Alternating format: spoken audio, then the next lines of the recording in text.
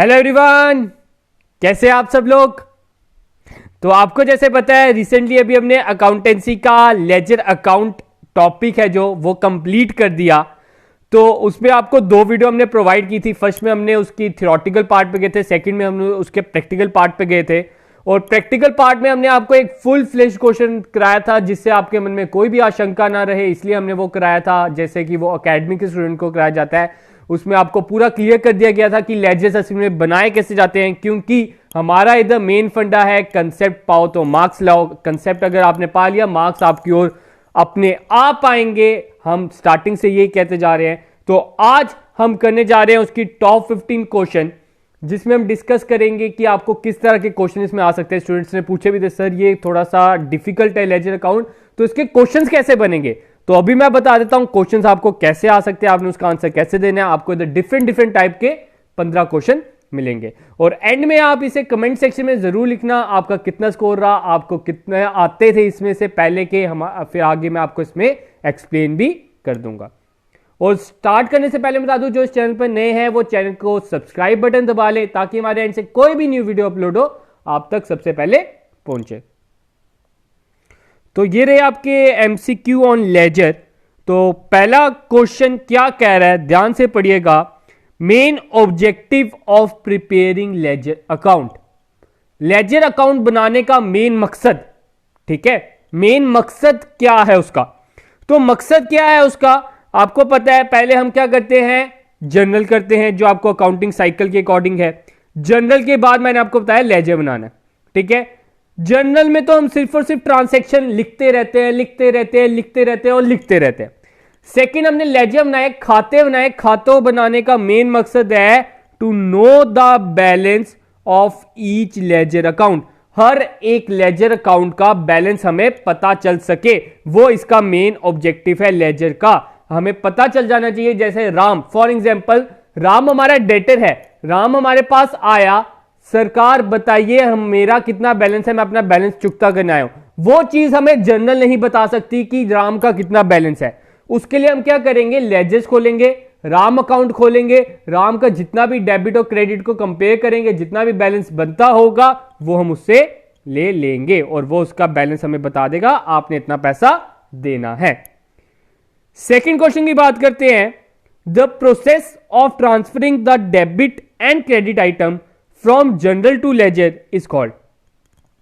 मैंने आपको बताया था पहली वीडियो में इसकी, तो क्या था वो, जिसमें हम जनरल से लेजर में जाते हैं उस प्रोसेस को हम क्या बोलेंगे, that process is known as posting.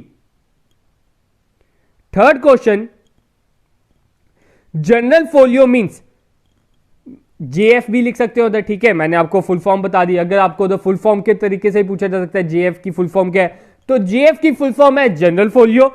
तो जनरल फोलियो आपको पता है लेजर जब आप बनाते हो, मैंने आपको बताया था जो प्रॉपर टेबल बनाते हैं, ठीक है। तो उसमें आपका एक कॉलम रहता है जेएफ का, ये वाला, ठीक है, ये वाला दोनों साइड पे। तो ये जो जेएफ का कॉलम होता है इसमें हम क्या डालते हैं, ठीक है।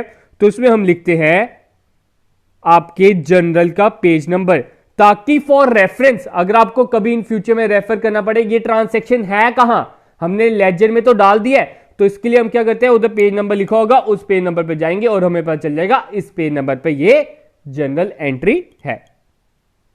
Next question, the left hand side of ledger account is known as. Ledger account का लेफ्ट हैंड साइड एलएचएस, ठीक है। आपको बताया था एक अकाउंट इस तरफ आ गया और दूसरा इस तरफ आ गया। तो लेफ्ट साइड पे कौन सा है, डेबिट, राइट साइड पे कौन सा है, क्रेडिट। तो लेफ्ट साइड पे कौन सा है, डेबिट, तो इसका आंसर क्या आ जाएगा, debit side. Next question, if an account has a credit balance it means. आपको ये फर्स्ट लेक्चर में भी बताया लेजर के और सेकंड में भी बताया। तो क्या कह रहा है, अगर आपके अकाउंट का क्रेडिट बैलेंस है इसका मतलब क्या है। मैंने आपको बताया था जो भी बैलेंस होता है वो साइड आपकी हमेशा बड़ी रहेगी। तो इसमें क्या हम कह सकते हैं, credit side is greater than debit side, हम इसे कह सकते हैं। तो इसका आंसर क्या रहेगा, total of credit side exceed the total of debit side is your right answer. Next question, the process of finding the net amount from the total of debit and credit column in a ledger is known as, ठीक है। क्या process है, उस process को हम क्या बोलेंगे? ऊपर हमने अभी पढ़ा process of transferring entry from journal to ledger, वो था पोस्टिंग। अब है process of finding the net amount from the total of debit and credit column in a ledger, तो उस प्रोसेस को हम बोलते हैं बैलेंसिंग, ठीक है। उस प्रोसेस को क्या बोलते हैं? बैलेंसिंग। अब बड़े से स्टूडेंट्स को डाउट आया था, उन्होंने नीचे कमेंट सेक्शन में पूछा था, sir credit carry down, brought down, इसका कुछ समझ नहीं आया। तो मैं एक बार फिर से बताता हूं, ध्यान से सुनना। अब क्या होता है कैरी डाउन और ब्रॉड डाउन? ध्यान से सुनिए। हम हर एक लेजर अकाउंट बनाते हैं। आपका लेजर अकाउंट कुछ इस प्रकार बनता है, ठीक है। ये आपकी अमाउंट आ गई, ठीक है। मैं बस अमाउंट के कॉलम बना रहा हूं, मेन चीज वही होता है। तो ये आपकी होती है डेबिट साइड, ये आपकी होती है क्रेडिट साइड, ठीक है। हमने क्या करना होता है? हर एक साइड का टोटल करना होता है। महीने के बाद आप लगा लो, साल के बाद लगा लो, वो आप पे डिपेंड करता है, ठीक है।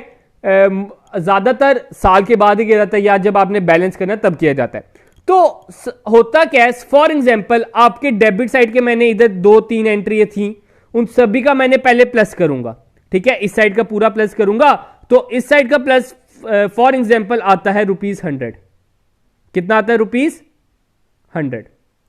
अब मैं क्रेडिट साइड का बैलेंस करूंगा, ठीक है। क्रेडिट साइड का बैलेंस करूंगा, फॉर एग्जाम्पल इसका टोटल आता है 90। अब इसमें क्या करना होता है? हमने बैलेंस करना होता है, डेबिट और क्रेडिट को हमने बैलेंस करना होता है। जो साइड छोटी है, कौन सी साइड छोटी है? इधर आपको पता है क्रेडिट साइड छोटी है, तो इधर 10 रुपए डाल दो। बैलेंस 10 रुपए का ही आ रहा है ना, 100 में से 90 काटे 10, तो वो बैलेंस आपने जो साइड छोटी है उधर लिख देना है। 100 में से 90 काटे तो 10 आया, तो इधर आपका बैलेंस क्या आ जाएगा? By balance carry down. ये आपका हो गया क्लोजिंग बैलेंस। ये आपका क्या हो गया? क्लोजिंग बैलेंस, जब आपने बैलेंस बंद कर दिया। अब जब आप अगले साल या अगले महीने या अगले दिन जब भी आप खोलते हो अकाउंट्स, आपने ये क्लोज जब कर दिया ना, अब आपने क्या करना होता है? अब खोलना भी अगली बार, ठीक है। तो अगली बार जब आप उसका अकाउंट खोलते हो, तो उसके ऑपोजिट साइड, अगर ये एंट्री क्रेडिट साइड आई है, तो अब उसकी ऑपोजिट साइड आएगी डेबिट साइड में, that is to balance brought down, ठीक है।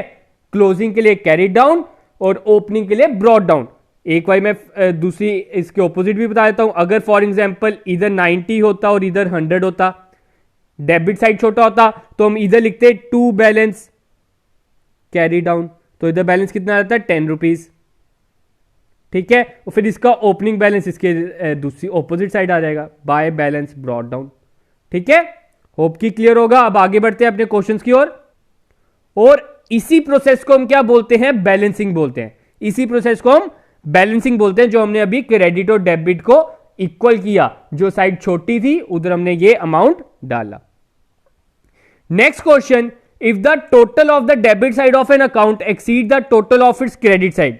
मतलब क्या कह रहे हैं जनाब? डेबिट कह रहे हैं बड़ा है एज कंपेयर टू क्रेडिट।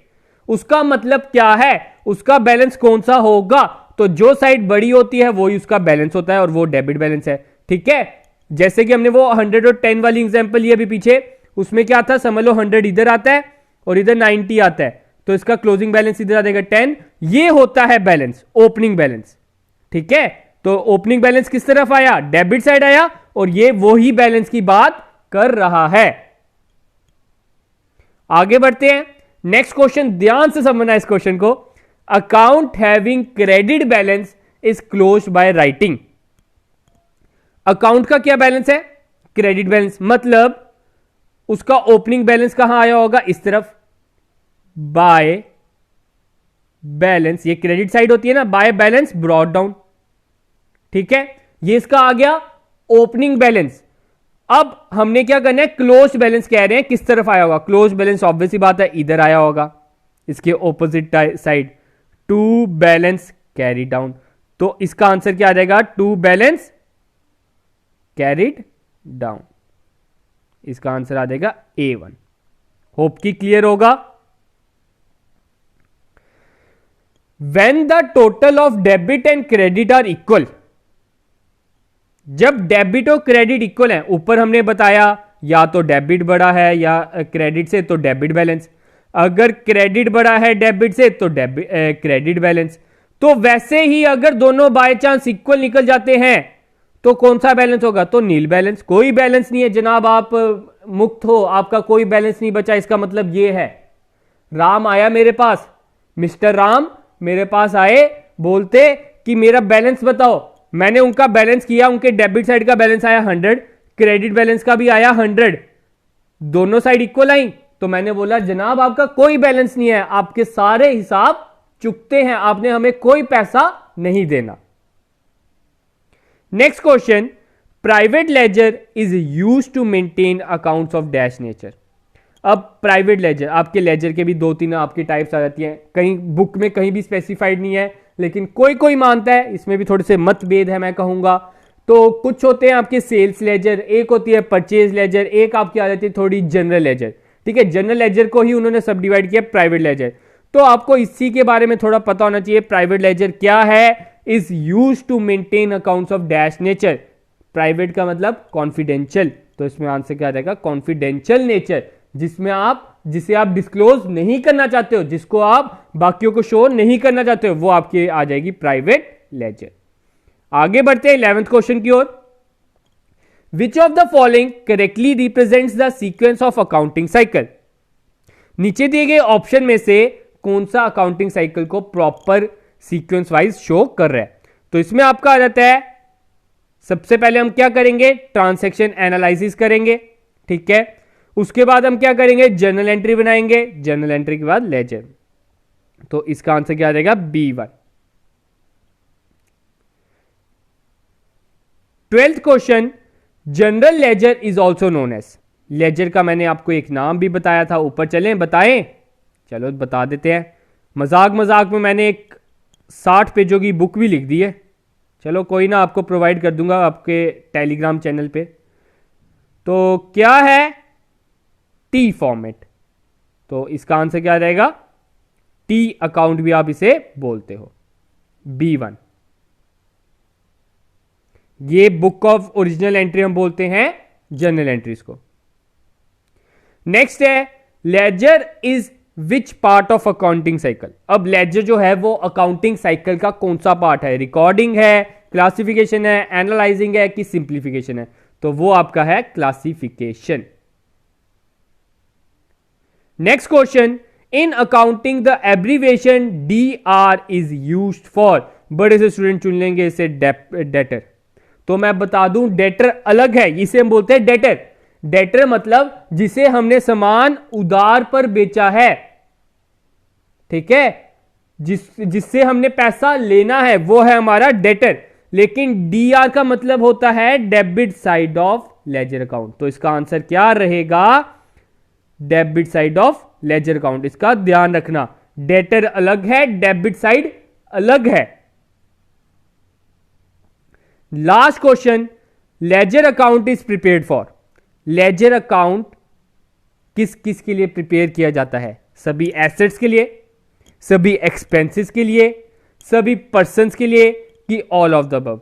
तो इसका आंसर आ जाता है ऑल ऑफ द अबव, सभी के लिए। मतलब सभी एक्सपेंसेस भी होंगे, कोई पर्सन होगा, कोई हमारा डेटर होगा, क्रेडिटर होगा, उन सभी का अकाउंट खुलेगा इसमें। कोई भी एसेट होगा उन सभी का खुलेगा। तो इसका आंसर क्या आ जाएगा? All of the above. Hope कि आपको लेजर के बारे में कोई भी क्वेरी नहीं होगी, आपको सब कुछ क्लियर कर दिया होगा। पहले 2 लेक्चर्स देख लीजिए, उसके बाद ये वीडियो जरूर देखिए। आपका क्या होता है, सारे कंसेप्ट क्लियर हो जाते हैं, आपको पता चल जाता है कि लेजर से किस तरह के क्वेश्चन आएंगे। तो आज के लिए हम अपनी वीडियो इतनी रखते हैं। होप कि आपको मजा आया होगा, एंजॉय किया होगा। कमेंट में अपना स्कोर जरूर लिखिएगा, और अगर आपको अच्छी लगी है अपने सोशल मीडिया पर आप इस वीडियो को जरूर शेयर कीजिए, ताकि कोई भी जरूरतमंद स्टूडेंट है उस तक ये वीडियो पहुंच सके और अच्छा स्कोर कर सके। तो गाइस आज के लिए इतना ही रखते हैं। Hope thank you, have a good day and enjoy your day guys. और इसकी पीडीएफ आपको हमारे Telegram channel that is IG classes, या आपको लिंक डिस्क्रिप्शन में प्रोवाइडेड है, उधर से आप ज्वाइन कर लीजिए, उधर प्रोवाइड कर दी जाएगी, तो उसको भी आप ज्वाइन कर लें।